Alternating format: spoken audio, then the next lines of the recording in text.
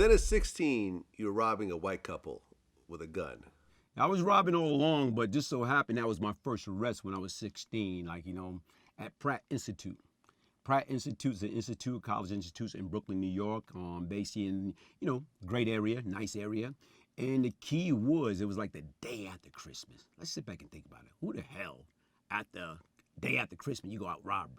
But you're greedy, you're hungry, you're desperate. Desperate people do desperate things. So I go out there and rob this couple. And as soon as I put the drop on them, anti-crime, Brooklyn North Task Force, out of nowhere. Freeze, put your damn hands up, don't move. Like, shit. That was my first arrest. Okay, so before then, you never got arrested before? Never got arrested, man. How many robberies and burglaries had you done by that time? It's no telling. Give or take, burglary, probably like, I don't know, but before that, probably about 20, 30. Okay. Robbery, like I said right now, man, I was robbing people in high school, man. And so robberies, I can't tell you how many bootleg robberies that I had, but I'm talking about real robbery when you got real money, probably in like the 20s. Okay. And a lot of these were armed robberies, or all of them were armed robberies. Most of them was armed robbery, and sometimes a lot of times right now it all depends on the situation and circumstance. A lot of times right now you can bluff people. You can act like you have a gun. So it depends on the situation. Some was armed robbery, some was, I got a gun, and you really didn't have a gun. Okay, but you did have a gun part of the time. Yeah, part of the time, yes. Or your man had a gun. Yeah, my man had a gun. How many times did that actually involve a shootout of some sort? Most of them didn't. They never really involved shootouts. Back then, the gunplay wasn't that big back then. It was like really not necessary. Because once again, when you like really the gunplay didn't come in effect until 1984 with Bernard Getz on the train. When the vigilante, when these guys try to, rob him and he went crazy and shot up everybody or whatever. So before that, nobody was even, when you go on a robbery, very rarely, especially from the younger generation back then in the 70s, going into the early 80s, gunplay was very rare. Right. As far as shoot. Okay. Right. So at 16, you try to rob this white couple. The cops swooped in. You got arrested and charged with armed robbery, right? And then you got sent to Rikers Island. No, I didn't get sent to Rikers Island. What happened was, that was my first offense.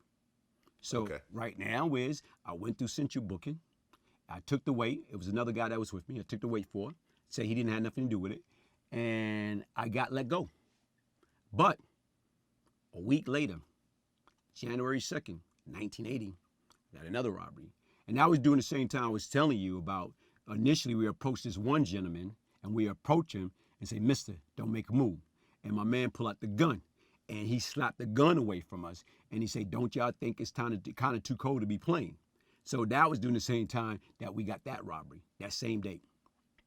So we got arrested. You got busted for the robbery that the guy slapped the gun. No, we didn't get busted for that. It was another robbery because we went ahead. He got away. We laughed about that. We went and got somebody else.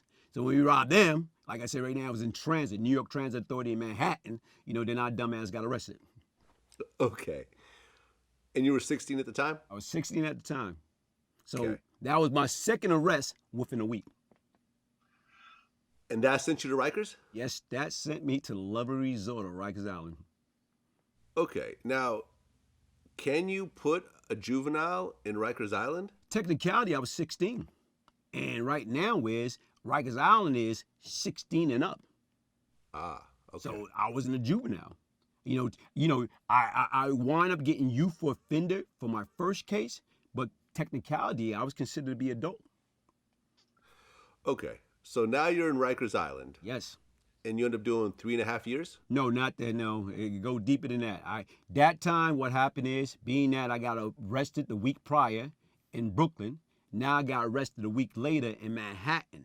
That was the first time I went to Rikers Island, spent the week, went through hell, and had to get bailed out. Okay, and then you went back in? No, when I got bailed, when I got bailed out from that. I laid up for a week, and then my mother bailed me out. And I went. Okay, but you ended up going back to Rikers eventually? Yeah, eventually, yeah. As time went on, yes. Rikers Island was like my second home. I was in and out. Like through 80 and 81, I went through there several times. And, well, you said in your documentary that you did 3.5 years. Yeah, I did 3.5 years. After my arrest in January '80. I got bail out. So when I got bail out, it ain't like my life changed. I was still out there doing stupid things, robbery, burglaries, and I caught a few more cases in between that. Then on July 31st, I caught my last armed robbery case, and then that's when I wound up getting I got 2 to 4 in Queens and 2.5 to 5 in Brooklyn, and I went away in July '81 to November '84 for a total of 3 years and 4 months. Got it. Got it. Okay. Now you described Rikers as gladiator school. Oh man, yes. Yeah, I mean, I've interviewed a number of people, like Casanova 2 times, spent a lot of time in Rikers. He called it gladiator school. You were involved in stabbings? Oh yes, I was involved. Eventually, I was involved in stabbing. Eventually, like How many? I probably stabbed like what, probably 5 people. But initially, like let's go back. Whereas the first time I went to Rikers Island, purity hell.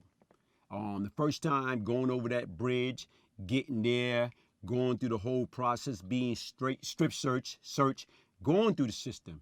It was like totally different. You talk about a whole cold, noisy, violent environment. It's like even you in the bullpen, in the reception area, and you watching guys getting sodomized, getting their dick sucked in the bullpen or whatever. No, I'm saying this is in 1980. These are the shit that you seen or whatever. Any and everything goes. So to me, it's like I'm a kid. I'm 16 years old, and like to say that I wasn't scared, I'd be lying. I was scared to death. And you think that would be enough to say, man, later for this shit, I'm not going back. But that wasn't the case. The key was I got there, and I even got jumped. I got beat up by a couple guys, and my co-defendant that was with me at the time, he didn't even help me. So it was like a valuable lesson. I laid up for a week, went in and out of my cell. You go to the mess hall, you can't eat because the food tastes like shit. You're on Rikers Island. Rikers Island is on the water, right there across from LaGuardia Airport. And I'm telling you, when you're in that cell at night, you boo-hooing, I'm being me. I'm crying like a little girl. I want to go home. But you can't let the other inmates hear you say that or whatever. But you over there in there crying like a little girl, I want to go home. But that's not reality. What wound up happening, a week later, I got bailed out. When I got bailed out, it was like, man, you escaped from hell. Okay. And you actually saw people getting raped. Oh, man, yeah. Were guys trying to approach you for that type of thing? Nah, unfortunately, no, I didn't have that problem. Because once again, it's like literally, it all depends. Like you got weak, and people exploit the weak. And the key was like, I'm young or whatever. And then see, one thing about Rikers Island, that was an adolescent. Adolescent is supposed to be 16 to 20. But you have guys there like 25, 30. They lying about their age because they don't want to go to C95. They don't want to go to HDM. They don't want to go to the men's house. Why? Because guess what? If they step out of line, these grown men will kill them. So what they do is they was like predator. They was exploiting the young cats. So they could, they fully developed. I'm like, shit. Back then, I was like a puny little thing. But the situation, like, I never had that. The most happened to me was I got beat up and robbed and got my sneakers. I got a pair of shoes taken. So they take a pair of British Walks for you, they give you a pair of Pumas or Adidas. Or they take a pair of pants for you, they give you a different pair of pants or whatever. That's it. But that's the most that happened to me. And after a few times from in and out of Rikers Island, getting my ass whipped or whatever, when I got there and, I started getting used to it, soon as I get there, automatically, you set an example. If somebody do anything or say anything disrespectful, you get them first before they get you, and that's how you build your reputation.